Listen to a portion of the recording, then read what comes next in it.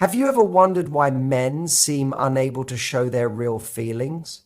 What if I told you that a man deeply in love with you has already told you, just in a way most women never notice? Carl Jung discovered something powerful. The unconscious mind doesn't use logic. It speaks in symbols, in repeated patterns in behavior. And when it comes to love, especially for men, their unconscious often says more than words ever can. You see, men don't always say, "I love you," the way movies have trained us to expect. They don't always announce it, post about it, or shout it from rooftops. No, when a man is truly, deeply, soul-shakenly in love, he speaks in a code. He uses a sentence that sounds normal, even plain, but behind it is his entire emotional world. And here's the part no one tells you. Most women miss it. They miss it because they're waiting to hear romance, but what he's offering is reverence. They're looking for big gestures, but what he gives is quiet loyalty. Carl Jung once said, "Until you make the unconscious conscious, it will direct your life and you will call it fate." So, today, we're turning on the light, because the man in your life, or the one who's coming into your life, he may already be speaking to you from the deepest part of his soul. He's just not doing it in the language you expect.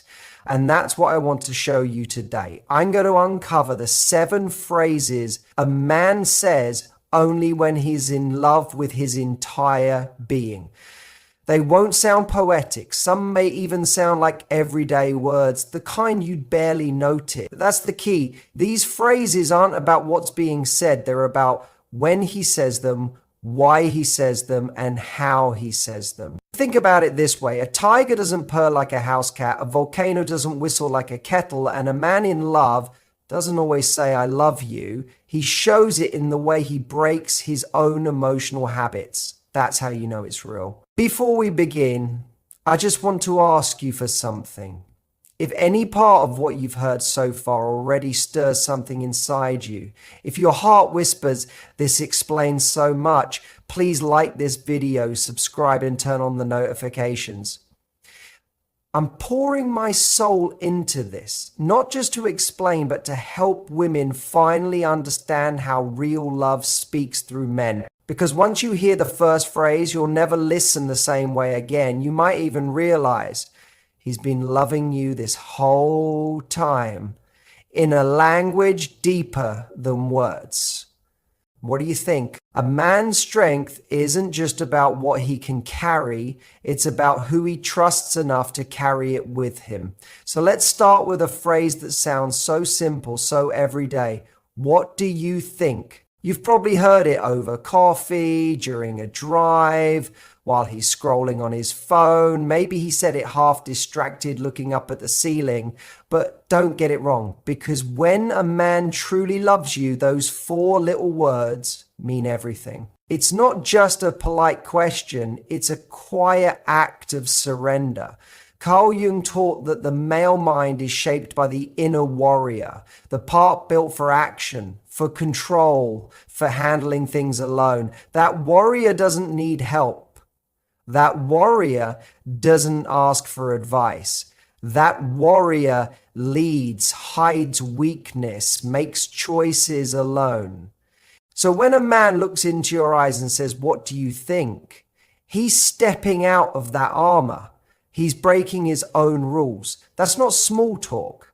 That's him saying, "I trust you with something that matters to me." Picture a soldier on the battlefield.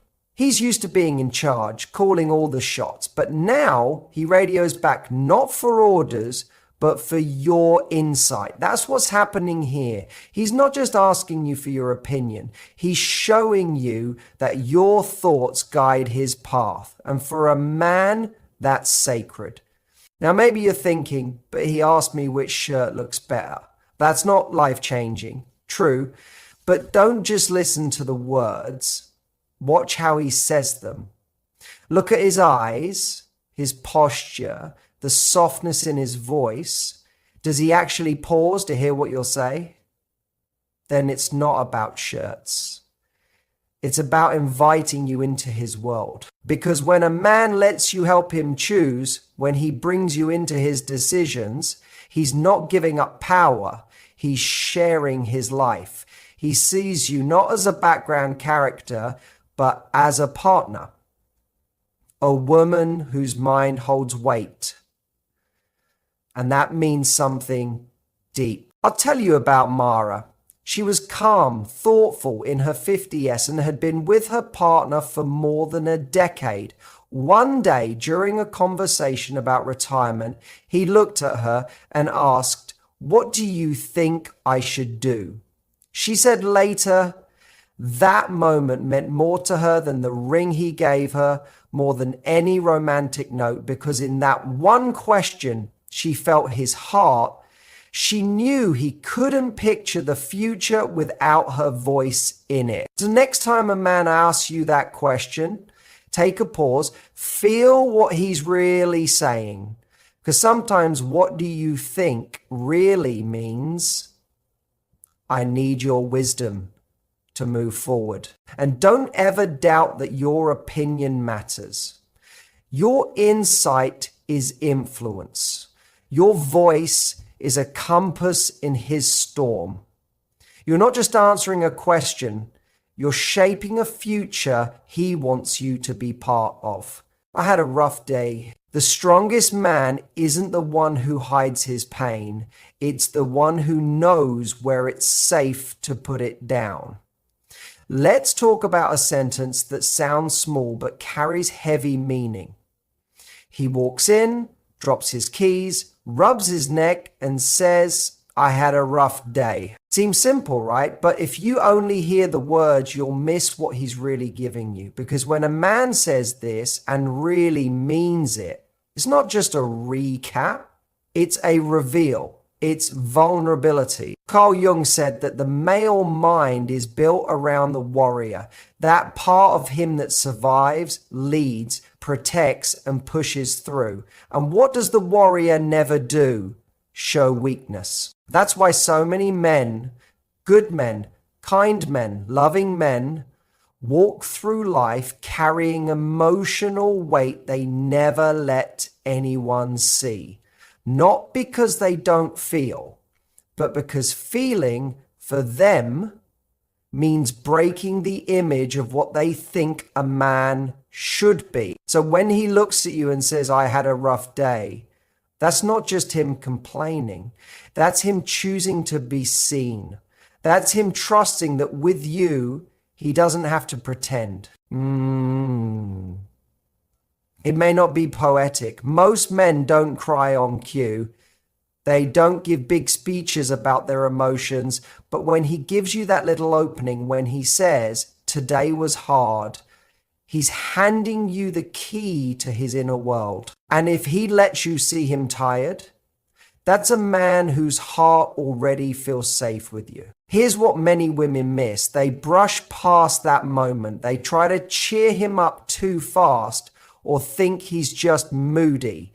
But this is where love lives, in the quiet, in the real, in those few honest words that cost him more than you know. You don't have to fix it. You don't have to make it better. You just have to hold space for it. Maybe he sits beside you and says nothing at all. Maybe he simply wants to exist near you without having to explain every thought. That's not distance, that's trust in its realist form. Because when a man says, "I had a rough day," what he's really saying is, "You're where I feel safe. You're the one place I don't need to wear my armor." And when you answer that moment with grace, with silence, tension, not pressure, or questions, you become his calm in the middle of chaos. Ladies, don't overlook how powerful it is for a man to soften in your presence, because when he shares his stress with you, he's not just venting, he's sharing his heart. And then comes something even more subtle. He doesn't use emotional words at all. Instead, he reacts to something you changed in his space. And That's where love speaks in a quieter language. Stay close now, because here's where it gets tender. He says, I like how you arranged this. A man's space isn't just a place, it's where his identity finds structure. So let's pause on this phrase that might sound casual, but carries a deeper message. I like how you arranged this. Maybe he says it after you straightened the cushions or shifted the mugs around or added a plant to a quiet corner. Maybe you moved the couch just a little or set something down differently, something tiny, something he never asked for. But he still notices and says he likes it. Now, let me tell you what that really means in simple terms when it comes to a man's mind. His space is sacred. His room, his truck, his office, or even that cluttered garage shelf full of old tools. Those aren't just spots. Those are symbols of his sense of control, his way of holding himself together, which means letting someone else shift that space, even just a bit, isn't about taste, it's about trust. So when he says, I like how you arrange this, it's not just giving a compliment, he's letting you in. You now have access to a part of his world. He never gives freely access to the life he's crafted, to stay in control, access to the version of him few ever get close to. Because a man's life is built in sections. There's a place for working, a place for relaxing, a place for being alone. But when he starts letting you blur those lines, add a soft touch, leave a trace. It's not about the shelf or the pillow. It's about what you represent. You're not just visiting, you belong here. You're not just adjusting the room, you're becoming part of the whole. And that's not decorating, that's integration. You don't need to live with him to shift his world. Your energy alone can start the transformation. Suddenly he's burning a candle instead of tossing his socks in the corner. Suddenly he's buying the snacks you love. Suddenly there's space for your things, your books, your scent, your presence in quiet ways. When he lets you shape his surroundings, he's really saying, you're shaping me. And I'm no longer afraid of it now. Let me tell you about Simone. She dated a man who had been living solo for years, clean, organized, private. One day she adjusted his kitchen layout, just made it flow better, nothing major. When he came home, he looked around and softly said, I like how you set this up. She almost didn't think much of it, but weeks later, he brought it up again and said, that's when I realized I could let someone into my world and not feel like I was losing myself. That's the power in those small words. It's not about decor. It's about letting go. It's about sharing. It's about home. So next time you hear him say something like that, don't dismiss it. He's not just accepting your changes. He's telling you you're a part of his world, and then he does something else. He begins to talk about tomorrow, but what he's really doing is giving you a glimpse of forever. Listen closely now. What are you doing tomorrow? We don't make plans with people we plan to forget. So let's look at this soft question. What are you doing tomorrow? You might hear it and think, he's just trying to see if you're free, maybe a quick lunch or some casual hangout. But no, that's not what's happening here. Not when it's coming from a man who truly cares for you. Because time for a man isn't just about dates and hours. It's tied to his sense of purpose, to his direction, to how he sees his life. And when a man starts inviting you into that timeline, even in small ways like tomorrow, it means something real is happening deep down. He's not just asking for your time, he's weaving you into his journey. And here's what most don't realize. Men don't casually offer up their future to just anyone. If he's making room for you in it, it's because his heart has already started moving in your direction. When a man starts picturing you in his tomorrow, He's already quietly choosing you for something more permanent, because the way men are built, they're always moving towards something, the next task, the next goal, the next challenge. But when he stops for a second, turns toward you and asks about your next day, he's not just filling his schedule, he's trying out what life would feel like with you in it. Every little time he says, "What are you doing this weekend?" or "Want to come with me next month?" He's not just talking about plans, he's stitching you into his momentum, into the path he's building forward. That's not just logistics, that's emotional investment. Now, let me share this from Tara. She used to get irritated when her boyfriend always asked what she was doing tomorrow, even when they had no solid plans. She thought maybe he was being too controlling or overly involved, until one day he looked at her and said, "I just like knowing where you are. It makes me feel close to you." And in that moment, she got it. It wasn't about control, it was about closeness. So the next time he asks that question, even if it feels small, don't brush it off. He's not just curious. He's seeing if you still fit into his picture of the world. And when he starts talking about the future, he's not just scheduling, he's planting emotional roots.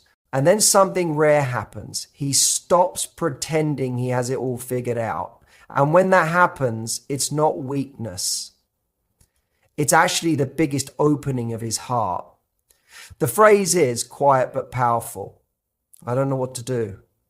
And that right there might shake you, because it doesn't sound strong, it doesn't sound sure, and yet it's one of the bravest sentences a man can say. So let's slow down with this one. I don't know what to do. It's not just uncertainty, it's the sound of a man taking off his armor and showing you the scared part, the unsure part, the human part. Because for many women, it sounds like failure, like indecision, like giving up.